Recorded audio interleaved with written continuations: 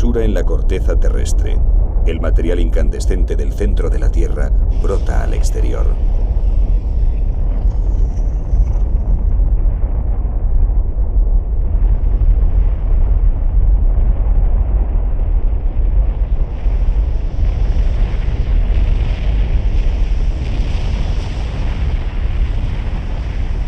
Hierro, azufre y silicio a más de 1000 grados centígrados.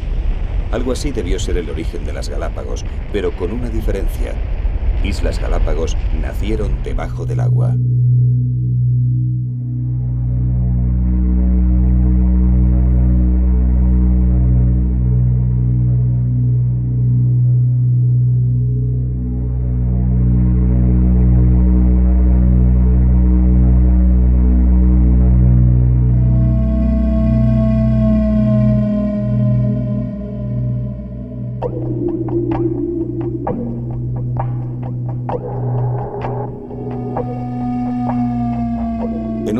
El paisaje no podía ser más desolador.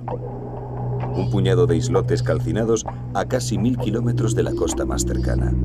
Parecía imposible que la vida pudiera llegar hasta esta tierra de volcanes, y sin embargo, desde el mismo momento en que asomaron a la superficie hace 5 millones de años, las Galápagos comenzaron a prepararse para albergar formas de vida.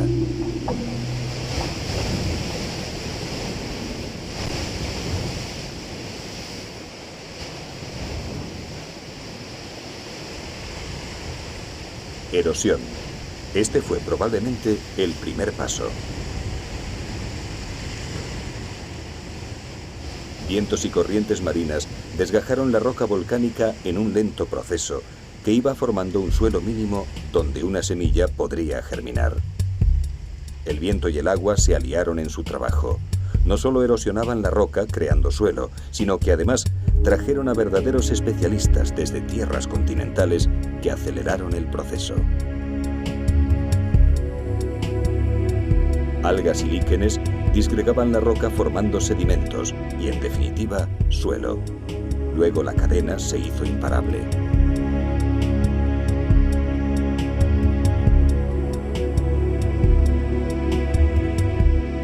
Este es Brachycereus, un especialista en colonizar las lavas.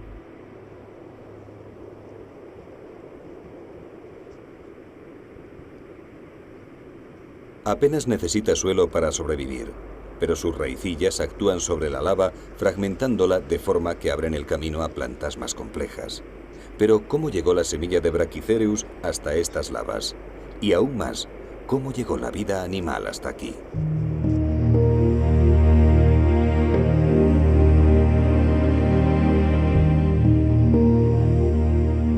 Las Galápagos surgieron del mar, así que a diferencia de la mayoría de las islas, nunca tuvieron contacto con un continente.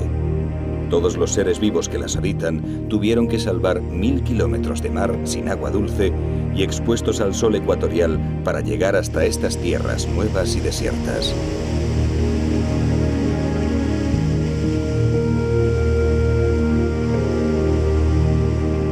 Las aves marinas debieron ser los primeros visitantes de Islas Galápagos. Tienen sobrada autonomía para llegar desde el continente y los vientos alisios les debieron facilitar la tarea. Las islas entonces no debían tener vida alguna, pero eso no les preocupaba. A decir verdad, más bien les favorecía.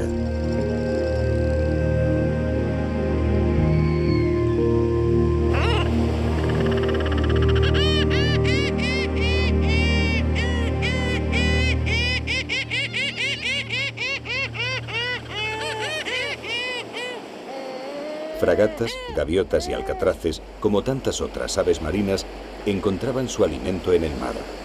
Y las yermas tierras volcánicas eran posaderos donde reponer fuerzas. Pero como no había enemigos ni predadores de los que protegerse, resultaron además un magnífico lugar para sacar adelante sus puestas, sobre todo para las especies que ponen los huevos en el suelo sin preocuparse siquiera en hacer un nido.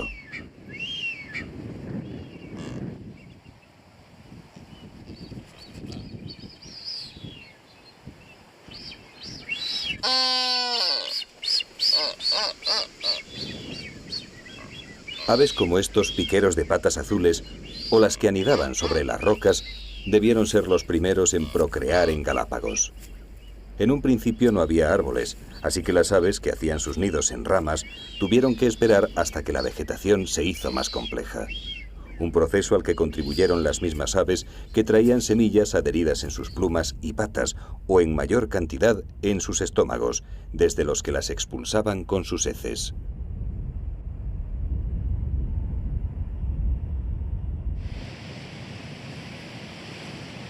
Aún antes de que el complejo mundo vegetal de Galápagos llegara a su total desarrollo, del mar debieron llegar los primeros vertebrados terrestres. Maderas, trozos de vegetación continental o troncos huecos y livianos hicieron de islas flotantes en las que algunos animales lograron cruzar el mar desde las costas continentales. Anfibios y mamíferos lo tenían muy difícil, pero entre los reptiles, verdaderos especialistas en condiciones semidesérticas, el éxito acabó por consumarse.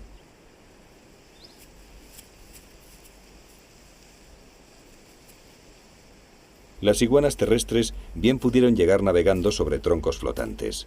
Y así debió ser desde un principio, pero solo consiguieron colonizar las Galápagos cuando la vegetación les suministró una fuente de alimento.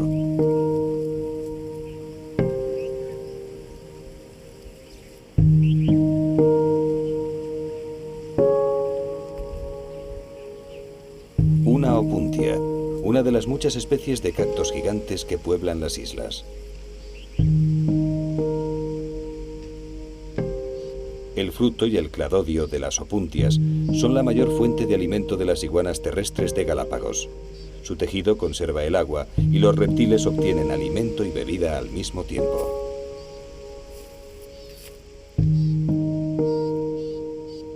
El fruto contiene las semillas protegidas por afiladas espinas, pero la boca escamosa de las iguanas está preparada para vencer estas defensas.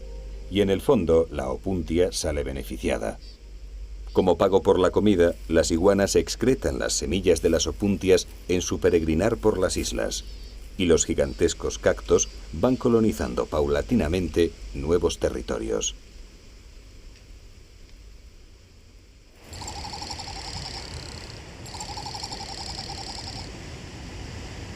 Cuando la vegetación de Galápagos permitió la procreación a las aves que anidaban sobre las ramas, en las islas se produjo una rápida colonización que ha durado hasta hoy en día. Y como era de esperar, las primeras debieron ser aves marinas.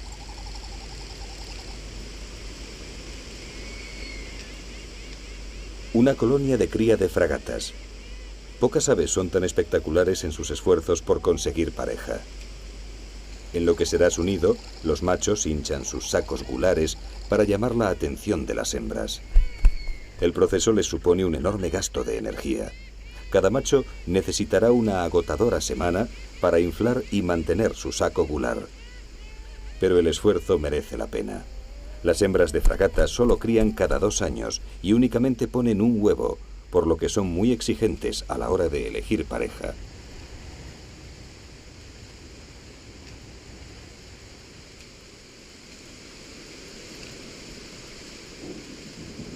La exhibición del macho intenta convencer a las hembras de su vigor y resistencia, 2 cualidades que le harán falta para sacar adelante a su escasa prole. La cría del único pollo les llevará entre 7 y 8 semanas, y los padres tendrán que alternarse en el trabajo. La tarea es tan dura que cada semana, en el nido, el adulto correspondiente perderá 1/5 de su peso, por lo que solo los más fuertes podrán conseguirlo. Y estos son, precisamente, los que han realizado el cortejo más llamativo.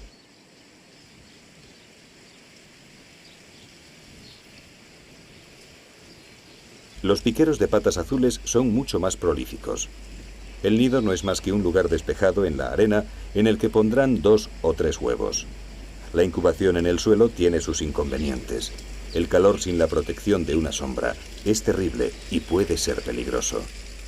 Pero los piqueros han aprendido algunos trucos para aliviar el sofocante calor.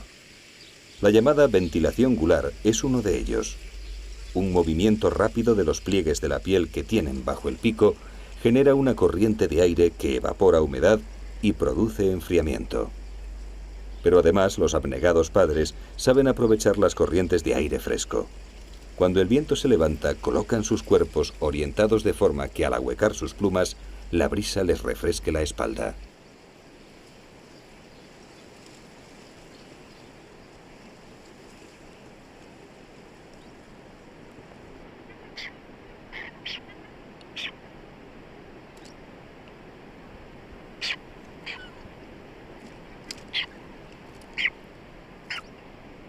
El nacimiento de los pollos está secuenciado, como lo estuvo la puesta, con un periodo de 3 a 5 días de diferencia.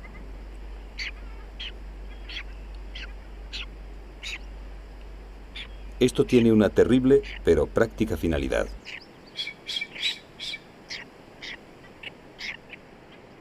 Si el año es bueno y abunda la pesca, los piqueros podrán sacar adelante a los 3 pollos.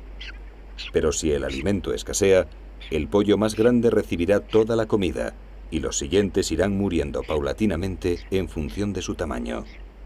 Una forma dramática de asegurar la supervivencia del mayor número de hijos posible.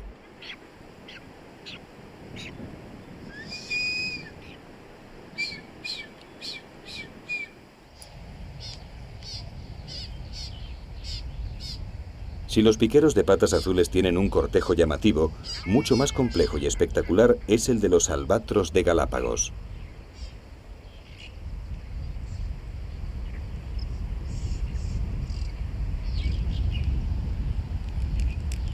En su 4º o 5º año, los albatros vuelven a la isla española para buscar pareja. Estas aves pueden vivir hasta 50 años y se emparejan de por vida. Así que la elección del compañero es un momento crucial para ellos. El cortejo está regido por un ritual muy complejo que parece combinar pasos de baile con esporádicos combates de esgrima.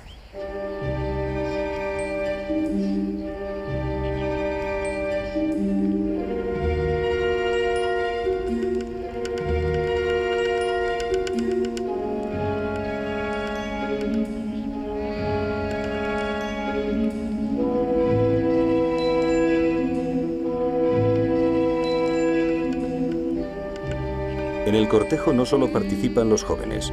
Las parejas estables que no consiguieron sacar una puesta el año anterior se suman al extraordinario baile. E incluso algún desparejado se atreve a intentar robar la compañera a otro.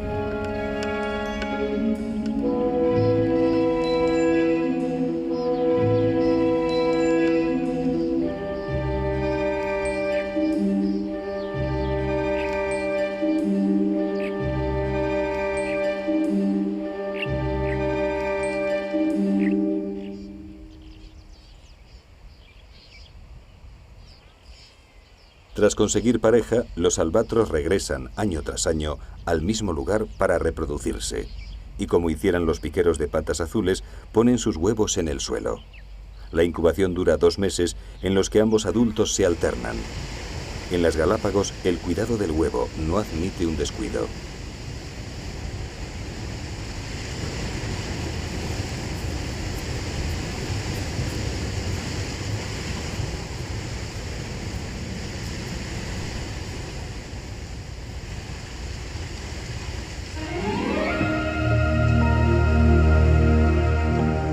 Un albatros sale a pescar abandonando por unos minutos su vulnerable puesta. El huevo es una fuente de agua y alimento y los cucúbes lo saben.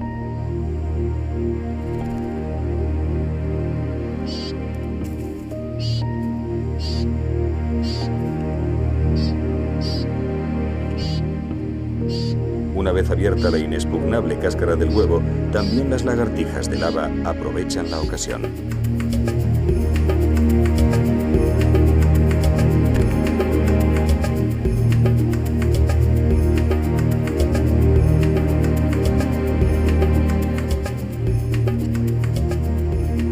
Para ellas, la cáscara supone además una fuente insustituible de calcio.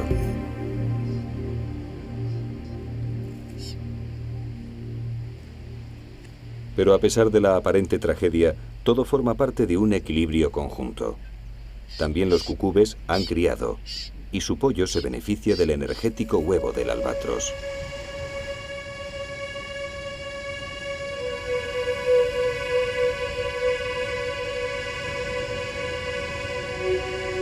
En Galápagos puede verse fácilmente la dependencia que cada animal tiene con las especies que comparten su territorio. Pero entre todas ellas, más allá de las fronteras que marcan cada una de las islas, hay un vínculo de unión, un soporte vital común a toda la vida en Galápagos: el mar.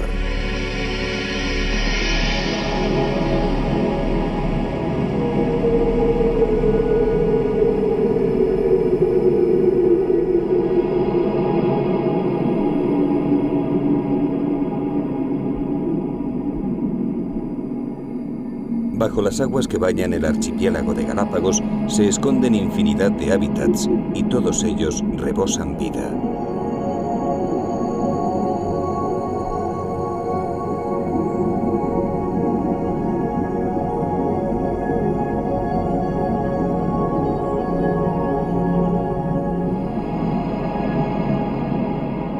A diferencia de las islas, son sistemas abiertos donde muchas de las especies pueden pasar de uno a otro sin ninguna limitación física.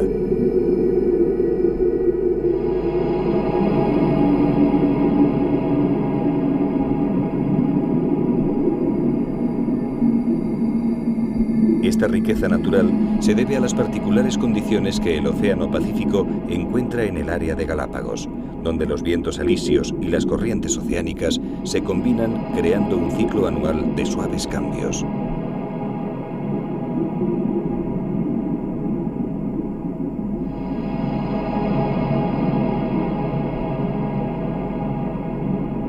Del sur llegan las aguas frías de la corriente del Perú.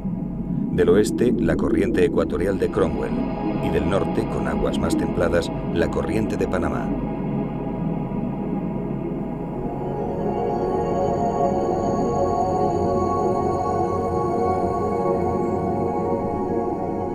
Del mar debieron llegar probablemente los primeros pingüinos desde las heladas tierras del cono sur americano. De aquellos pingüinos de Humboldt y Magallanes derivó el pingüino de Galápagos, la única de las 18 especies de pingüinos que aparece al norte de Ecuador y que anida enteramente en el trópico.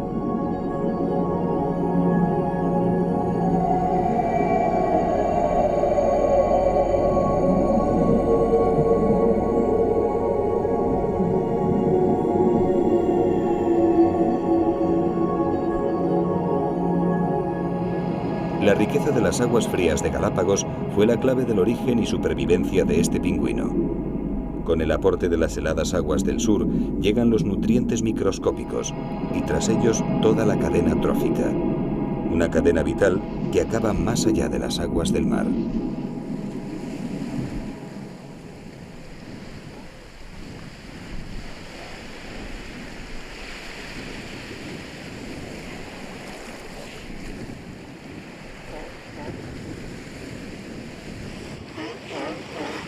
Los lobos marinos son los mamíferos más comunes en las Galápagos.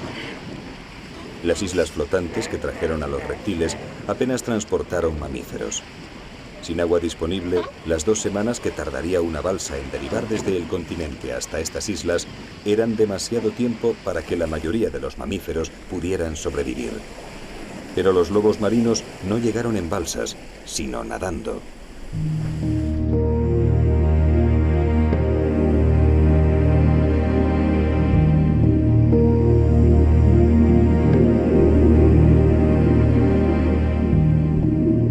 Más de 50.000 individuos viven en el área del archipiélago, alimentándose principalmente de peces. Un esfuerzo apenas significativo para las ricas aguas que se benefician de la conjunción de distintas corrientes.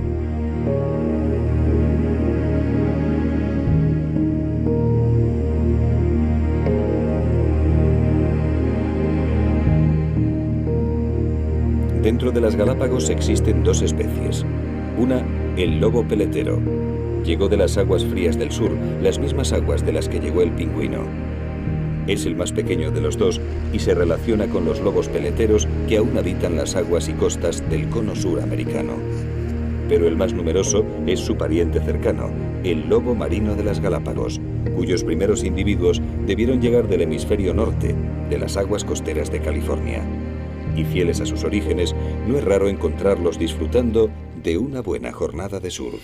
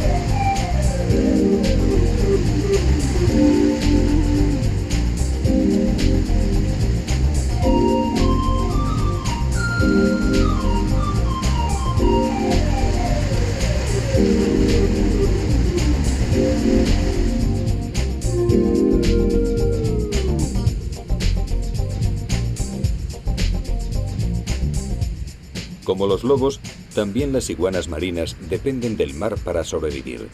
A primera hora del día se reúnen en grupos numerosos cerca del agua, dejando que el sol caliente su cuerpo y se active su metabolismo ectotérmico.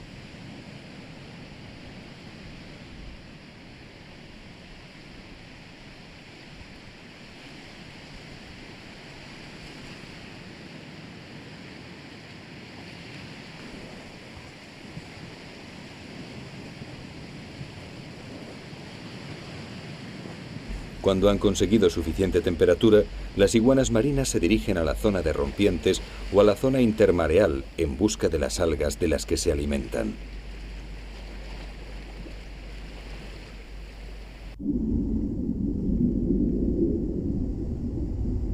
Estas son las únicas iguanas del mundo que entran en el mar. Su vida depende por completo del suministro de algas que les ofrece el océano, de forma que se han convertido en excelentes nadadoras.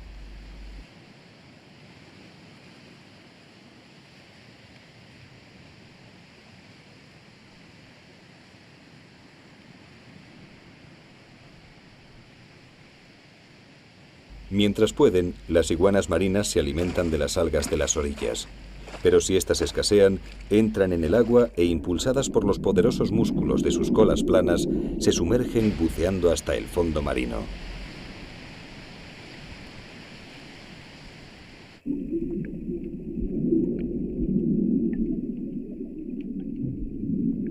Pero eso es solo el principio de sus increíbles logros adaptativos.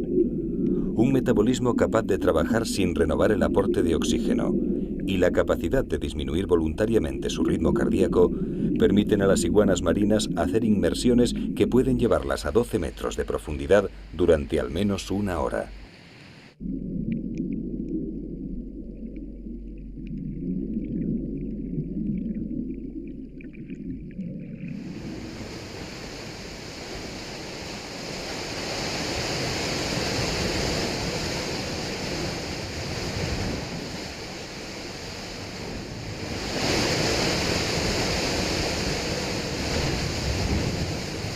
En muchas ocasiones, las algas más suculentas y frondosas se encuentran en la zona de rompiente. Esto supone una formidable barrera para las iguanas jóvenes, pero los adultos en plenas facultades no tienen mayor problema en acceder hasta ellas.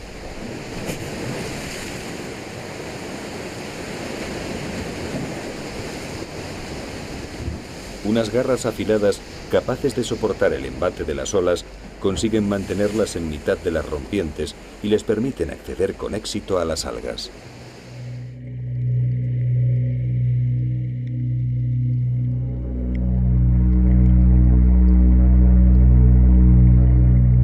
Cada cierto tiempo, en un periodo de años que cada vez se va haciendo más corto e impredecible, los vientos alisios del sudeste dejan de soplar.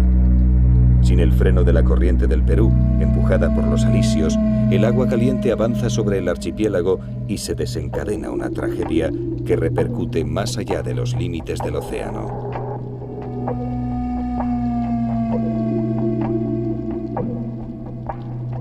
El calentamiento del agua provoca un empobrecimiento del ecosistema marino porque los nutrientes que llegaban con las frías aguas del sur desaparecen.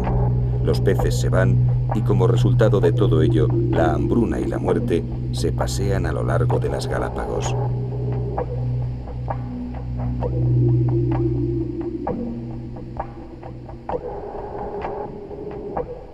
El Niño, como se ha bautizado a este fenómeno, merma de tal manera las costas del archipiélago que parece imposible que pueda volver a recuperarse.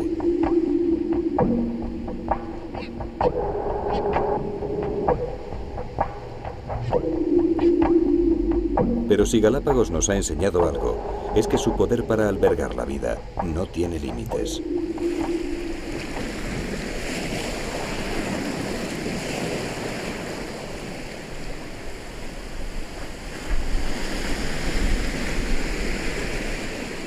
Con el regreso de las aguas frías, ricas en nutrientes, las comunidades zoológicas renacen y paulatinamente recuperan sus antiguas poblaciones.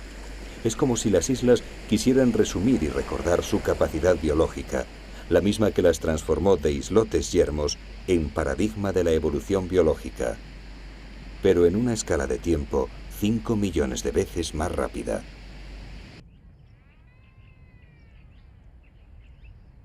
El fenómeno del Niño no es igual de dañino para todas las especies. A decir verdad, una vez superado, deja tras de sí algunos resultados positivos que deben compensar en el cómputo global. A fin de cuentas, hablamos de un fenómeno tan antiguo como las propias islas. Mientras el Niño siembra de muerte las costas, en el interior provoca la descarga de lluvias torrenciales.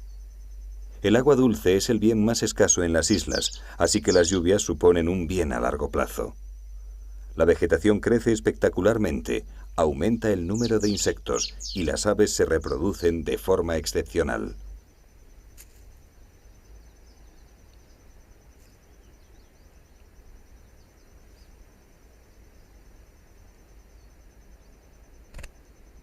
Al igual que los años de sequía ejercen una terrible presión en la selección natural de los seres vivos del interior, los años del Niño lo hacen con las especies costeras.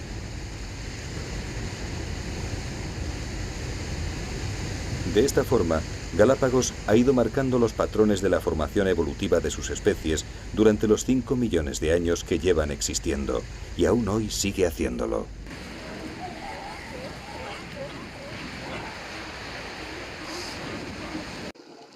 El aislamiento entre las islas y de estas con el continente ha convertido Galápagos en un laboratorio natural único en el mundo.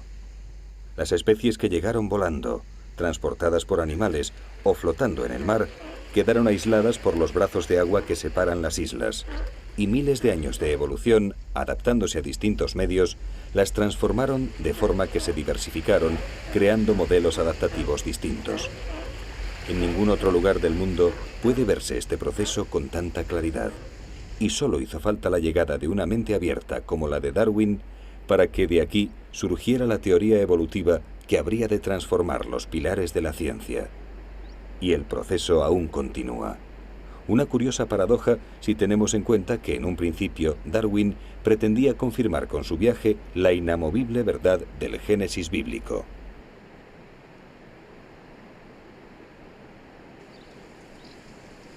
En las diferentes islas del archipiélago no es raro encontrar nuevos experimentos de este laboratorio monumental.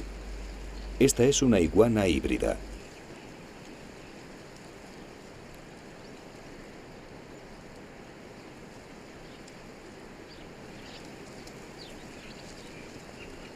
Su padre es una iguana marina y su madre una iguana terrestre.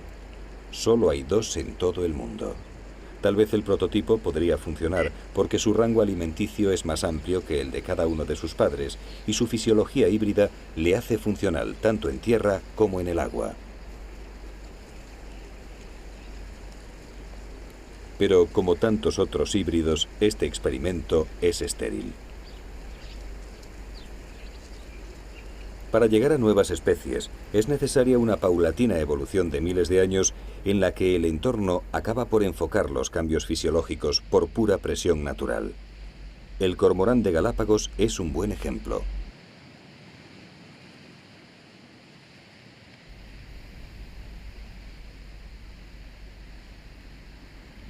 De las 29 especies de cormoranes que existen en el mundo, esta es la única que ha perdido su capacidad de volar.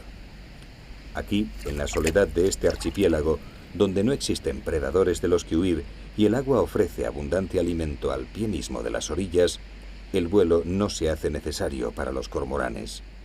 O al menos no tan necesario como la capacidad de nadar para conseguir peces. Así que los cormoranes que mejor nadaban comían más y sacaban más pollos adelante. El resultado fue el cormorán no volador de Galápagos, un cormorán que atrofió paulatinamente sus alas para adquirir un cuerpo más hidrodinámico, hasta el punto de perder también la quilla del esternón, lugar donde se unen los potentes músculos de las alas necesarios para el vuelo.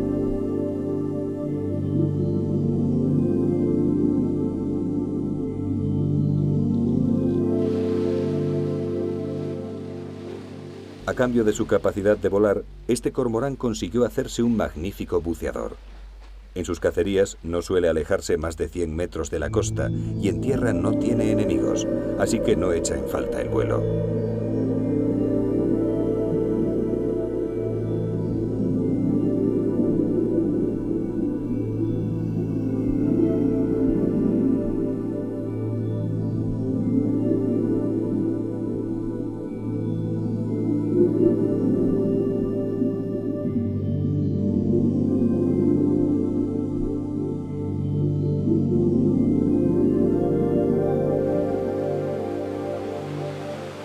Durante el periodo de cría, los cormoranes se muestran recelosos y agresivos con los que consideran enemigos para sus pollos o posibles competidores por el alimento de sus aguas territoriales. A pesar de la diferencia de tamaño, el mal humor del ave parece convencer a este lobo marino de que cualquier otra costa es más tranquila para sus merodeos.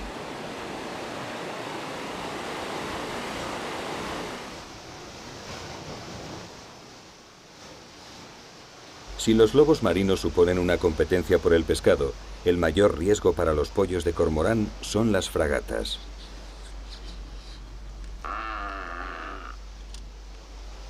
Desde el aire, las fragatas pueden atrapar a los pollos recién nacidos o robarle las cebas a los hambrientos e impulsivos juveniles, que por su tamaño les resultan ya inalcanzables como presas.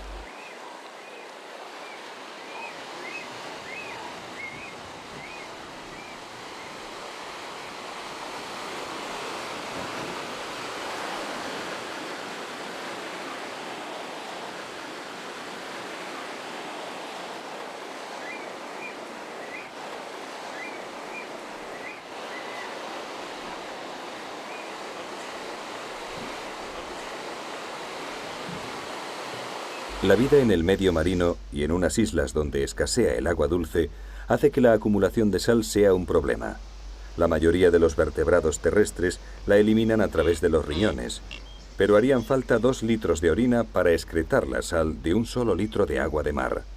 Así que los que ingieren comida y bebida bajo el agua oceánica han tenido que recurrir a sistemas más sofisticados.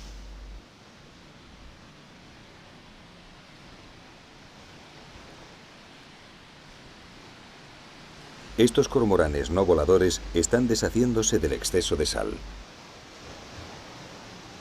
Encima de sus ojos cuentan con unas glándulas especiales que secretan una solución salina con una concentración del 5%. Para evitar que esta secreción les caiga en los ojos, cuentan con un conducto que dirige las gotas hacia la punta del pico, donde se produce un continuo goteo.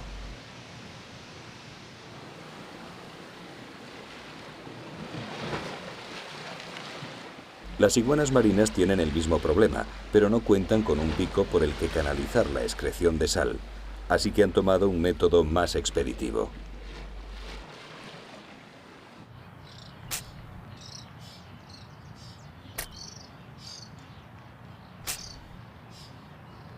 Sus glándulas desalinizadoras son las más efectivas entre todos los reptiles.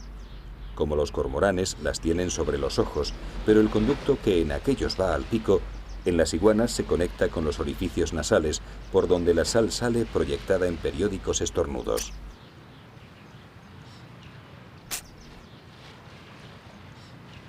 Por esta razón, la cabeza de las iguanas marinas aparece siempre con un desigual casco de color blanco. También los cangrejos zayapa sufren una dieta con exceso de sal y deben eliminarla. Para hacerlo han seguido el método de las iguanas, añadiendo una importante mejora: la propulsión a chorro.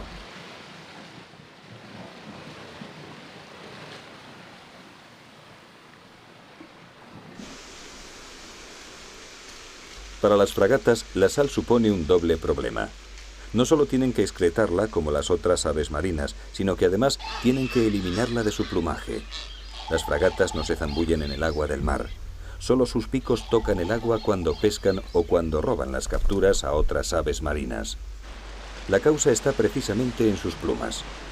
La glándula con la que las aves se engrasan el plumaje para hacerlo impermeable es muy pequeña en las fragatas, por lo que si se posaran en el mar no tardarían en empaparse y ahogarse. Pero como reciben constantes salpicones de agua marina, las fragatas acaban por necesitar eliminar la sal depositada en sus plumas, y lo hacen precisamente dándose un baño, pero un baño de agua dulce.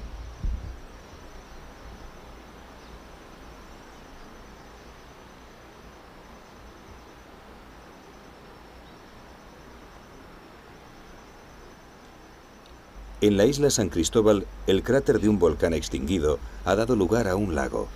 Las fragatas acuden a desalinizarse, pero procuran no meterse del todo en el agua, y si lo hacen, apenas tienen unos segundos antes de que sus plumas mal engrasadas se empapen y pesen demasiado como para levantar el vuelo.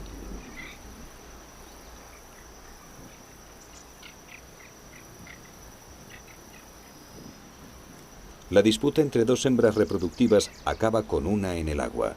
Su contrincante sabe que si permanece flotando, acabará por ahogarse e intenta impedir que despegue. Un último esfuerzo libera a la hembra del agua. Para las fragatas, desalinizarse no está exento de ciertos riesgos.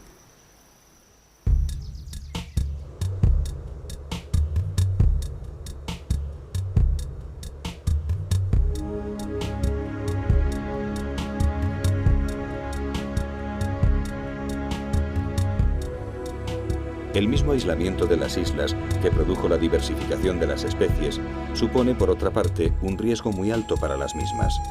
La llegada de nuevos colonizadores adaptados a la brutal competencia continental puede desencadenar cambios dramáticos dentro de la frágil ecología de Galápagos. Estas nuevas introducciones se producían tan esporádicamente que se fueron absorbiendo a lo largo de milenios. Pero la llegada del hombre alteró el parámetro más importante de toda esta compleja ecuación: el tiempo.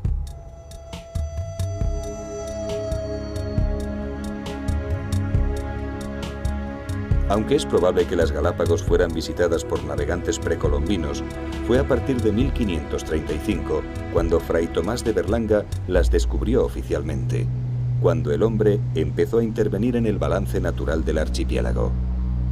Con sus barcos llegaron especies nuevas de forma voluntaria o involuntaria, en un número y variedad que resultaban imposibles de absorber dentro del equilibrio natural de las islas. Las nuevas especies, más agresivas, se fueron haciendo paulatinamente con el nicho de los endemismos isleños, y aún hoy lo siguen haciendo.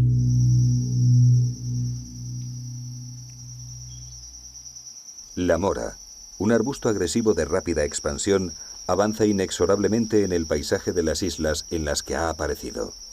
Es una de las más de 300 especies de plantas exóticas que se han introducido en esta última década. Una velocidad de invasión imposible de asimilar para el ritmo de las adaptaciones evolutivas.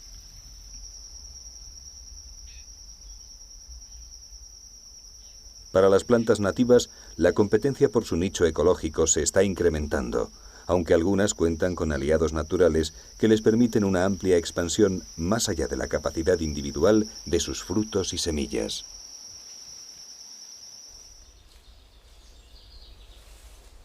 Este es el manzanillo, un árbol cuya savia es tan venenosa que su contacto puede producir una ulceración muy dolorosa en la piel.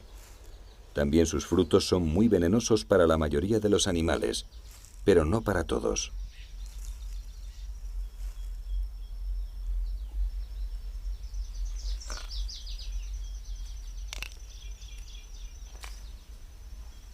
Los llamados galápagos, las tortugas gigantes del archipiélago, comen sin problemas las pequeñas frutas del manzanillo. Luego siguen sus largos peregrinajes por los bosques isleños y van dejando aquí y allá sus compactas deposiciones. El sistema digestivo de estas tortugas es muy rudimentario, de forma que después de 1, 2 e incluso 3 semanas dentro del animal, las semillas del manzanillo salen al exterior y colonizan nuevas tierras a mucha distancia de su lugar de origen.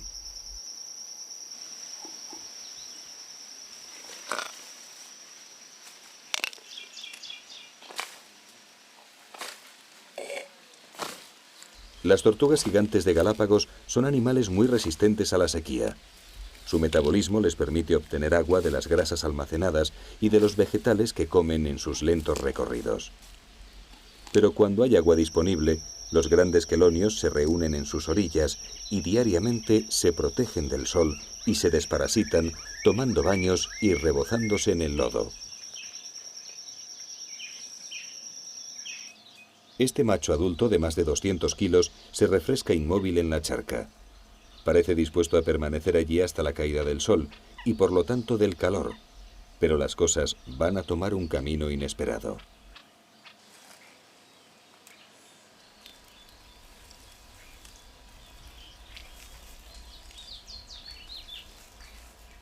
Del interior del bosque, una hembra en celo acude al fresco olor de la charca. La tortuga no ha visto ni olido al inmóvil macho, pero cuando empieza a beber, su estimulante olor llega hasta él y provoca una inmediata reacción en el colosal pretendiente.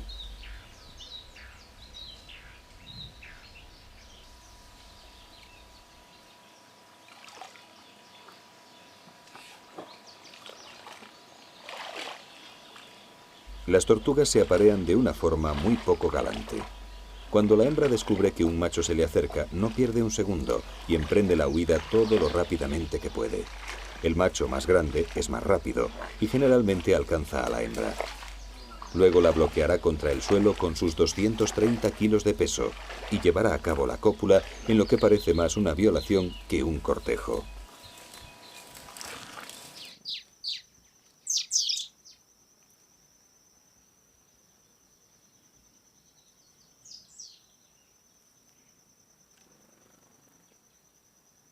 A pesar de su perfecta adaptación al medio y de su larga longevidad, se habla de tortugas de 200 años. Las tortugas gigantes de Galápagos han sufrido un alarmante descenso en sus poblaciones. Y su increíble capacidad para soportar la ausencia de agua y comida es en parte responsable.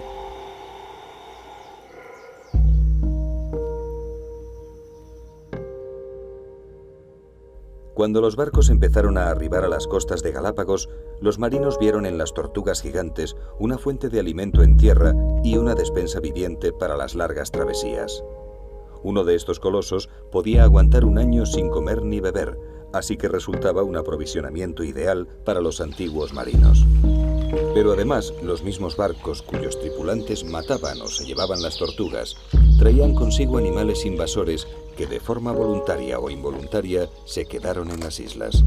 Y algunos, como las ratas o los cerdos, se comen desde entonces las puestas de los gigantescos quelonios.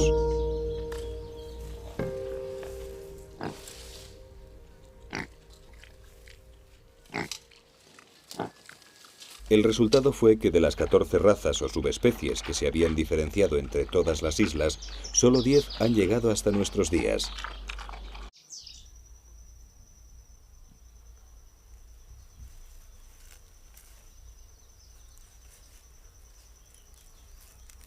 Los animales introducidos por los antiguos marineros se reprodujeron a sus anchas, causando un importante desajuste en el equilibrio ecológico de las islas. Una de las más extendidas y dañinas fueron las cabras. Abandonadas para que se reprodujeran y sirvieran para posteriores abastecimientos de carne, las cabras prosperaron rápidamente y se han convertido en una plaga. Hoy, la misma especie que la introdujo está intentando corregir el error, y la campaña de erradicación de las cabras, aunque difícil, empieza a dar resultados.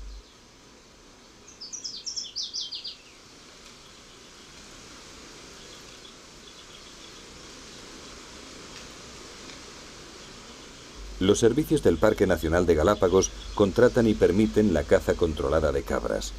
Los cazadores utilizan armas de fuego o, como en este caso, acorralan a las cabras cerca de la costa y una vez cansadas las capturan y sacrifican.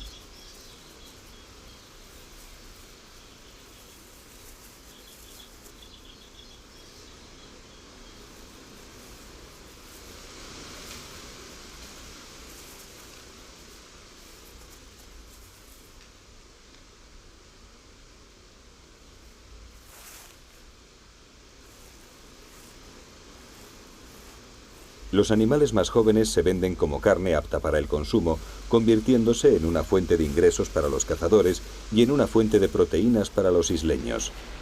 Pero los machos viejos se dejan abandonados y abiertos para que los busardos endémicos puedan alimentarse con su carne, de forma que, en última instancia, las cabras acaban por ofrecer algún provecho a la fauna local.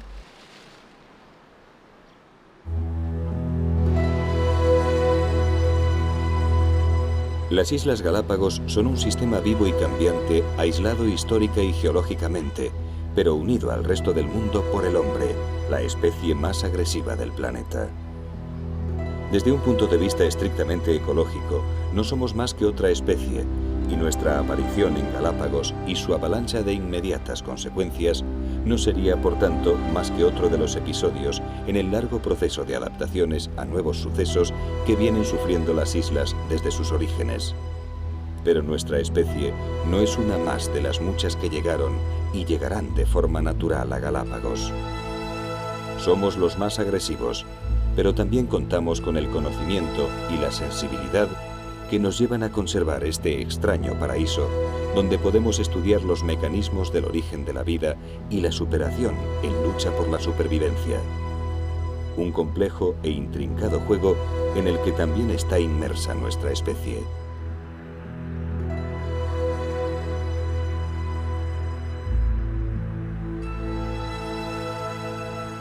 Ahora todos los esfuerzos se centran en un objetivo común: conservar el aislamiento de las islas y sus comunidades biológicas en la medida de lo posible. Solo así se podrá estudiar y comprender el intrincado mecanismo de la selección natural. Y solo así se conservarán sus prototipos, aquellas especies endémicas que surgieron de milenios de presión adaptativa a los distintos medios de Islas Galápagos.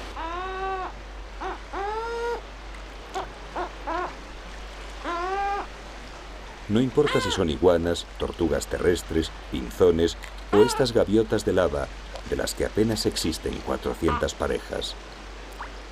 Todos son frágiles engranajes del mecanismo hermético de Galápagos. Todas son igual de importantes, igual de necesarias.